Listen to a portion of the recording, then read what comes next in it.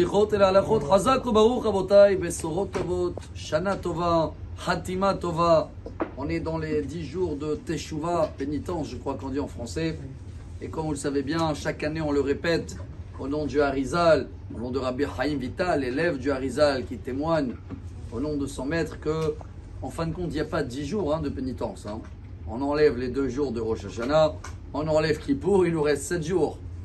Et ces 7 jours, on a une journée pour réparer la journée comparée dans la semaine. Et comme ça, on sait qu'aujourd'hui, en exemple, on est mardi. Alors on rattrape un petit peu tous les mardis de l'année. Pas tout ce qu'on a fait de bien, tout ce qu'on a mal fait. Vous avez remarqué que dans la prière, il y a des textes qu'on rajoute également en ce moment.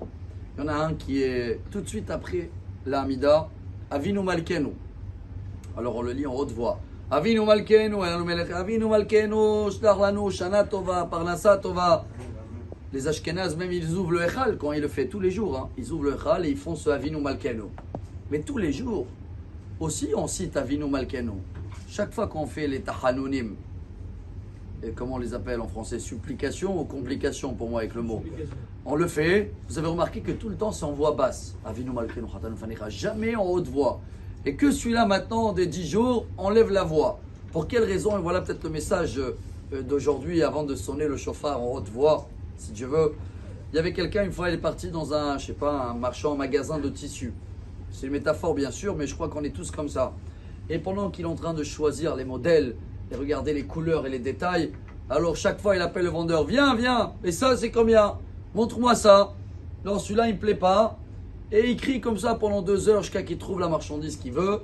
Par contre, quand il arrive à la caisse, chers amis, et il écoute la note, et là il veut demander un petit prix et une petite remise, je connais pas un qui prie quand il demande, et qui crie quand il demande le remise. Justement l'inverse, là il dit, tu peux m'arranger un petit peu, l'année était compliquée, un peu crédit.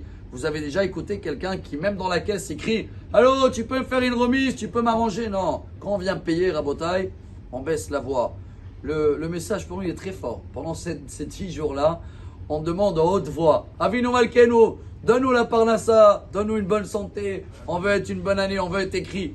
Mais quand on arrive à citer les péchés, le paiement, on baisse la voix. Avinu Malkenu, Chatanu, pardon, je n'ai pas de quoi payer, je vais faire des petits efforts, je peux pas. Alors les petits efforts, c'est maintenant, Rabotai. C'est quoi les petits efforts qu'on doit faire en ce moment? Même le Shulchan Aruch dans le Siman 603, Tafresh Gimel, il amène qu'une des de travail de ces 7 jours-là, c'est de renforcer dans des petits détails qu'on peut faire d'efforts. Exemple, cache-route. Ceux-là qui, toute l'année, peut-être, ils n'arrivent pas à chercher le bon tampon, ou ils ne mangent pas glat ou halak. Un effort dans cette semaine. La prière en minyan, celui-là qui n'arrive pas à prier en public, qui fait un effort supplémentaire pendant ces jours-là. Et également les brachot, Rabotai. Les brachot, on essaye de ça, de les faire en haute voix. Chaque aliment avant qu'il rentre dans notre bouche. Et avant de terminer le repas, si c'est Birkat Amazon et tous ces détails-là, vont faire en sorte qu'on va pouvoir bien, en haute voix, demander ce qu'on a besoin à Kippour. Et quand on arrive à payer, on va baisser la voix et on va avoir une bonne remise, en bonne santé et excellente journée.